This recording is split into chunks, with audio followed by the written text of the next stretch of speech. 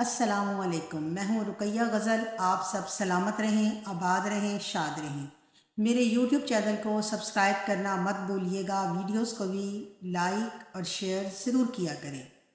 آج حسب موقع میں روزنامہ نوائے وقت میں میرا کالم تھا، ہم نے قائد اعظم کا پاکستان کہاں دفن کر دیا۔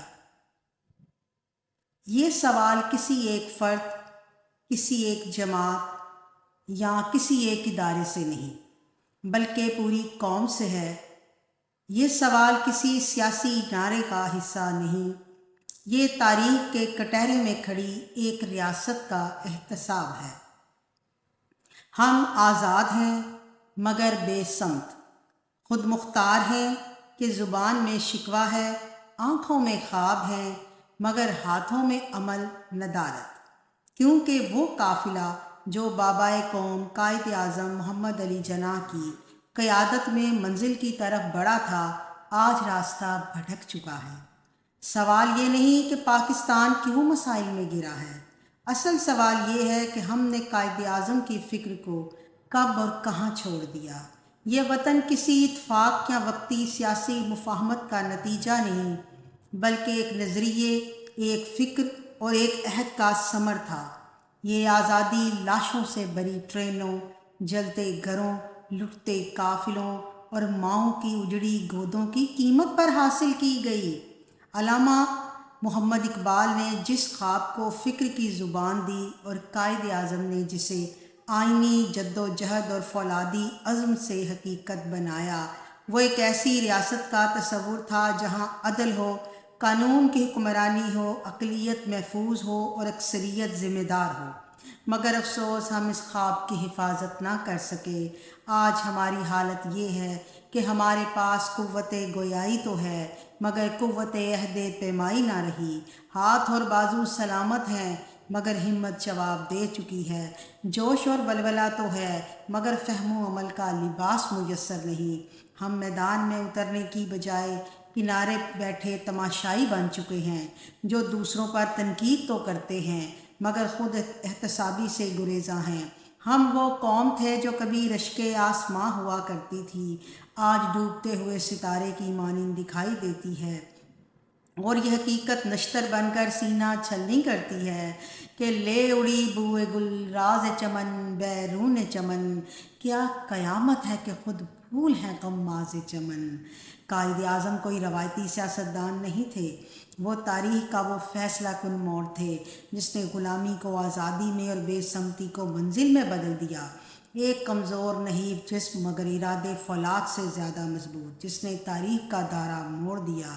ایک نہتا انسان مگر سوچ اتنی بلند کہ سامراجی طاقتیں بھی اس کی بصیرت کی معترف ہو گئیں۔ پنڈت جواہر لال نہرو اور وجے لکشمی پنڈت کا یہ اعتراف تاریخ کے اوراق پر ثبت ہے کہ اگر کانگریس کے پاس صرف ایک محمد علی جناح ہوتا تو ہندوستان تقسیم نہ ہوتا۔ سکھ رہنما ماسٹر تارا سنگھ کا یہ کہنا کہ اگر جناح سکھوں میں پیدا ہوتے تو ان کی پوجا کی جاتی، دراصل اس حقیقت کا اعلان ہے کہ عظمت کسی مذہب یا قوم کی محتاج نہیں ہوتی۔ قائد اعظم نے بکھرے ہوئے ہجوم کو قوم بنایا اور مایوس ذہنوں میں یقین کی شمع روشن کی اور دنیا پر ثابت کر دیا کہ غلامی میں کام آتی ہیں شمشیریں نہ تدبیریں، جو ہو ذوق یقین پیدا تو کٹ جاتی ہیں زنجیریں۔ مگر اس عظیم کامیابی کے فوراً بعد ہم نے اپنی سمت کھو دی۔ قائد اعظم کے وصال کے بعد اس دھرتی کو وہ قیادت میسر نہ آ سکی جو ذاتی مفاد سے بالاتر ہو کر قوم کے لیے جیتی۔ سیاست خدمت کی بجائے اقتدار کا ہتھیار بن گئی۔ اقربا پروری، موروثیت، کرپشن اور اقتدار کی ہوس نے قومی مفاد کو پس پشت ڈال دیا۔ نتیجہ یہ نکلا کہ آج پاکستان بدامنی، انتشار، بد اعتمادی اور لا قانونیت کے بھنور میں پھنسا ہوا ہے۔ دہشت گردی، انتہا پسندی اور فرقہ واریت نے ہماری جڑوں کو کھوکھلا کر دیا ہے۔ کراچی سے خیبر تک خوف اور عدم تحفظ کی فضا ہے۔ قانون کمزور اور طاقتور بے لگام ہے۔ سانحہ پشاور جیسے واقعات ہماری تاریخ کے وہ سیاہ باب ہیں جو معصوم بچوں کے لہو سے لکھے گئے۔ چادر اور چار دیواری کا تحفظ پامال ہو چکا ہے۔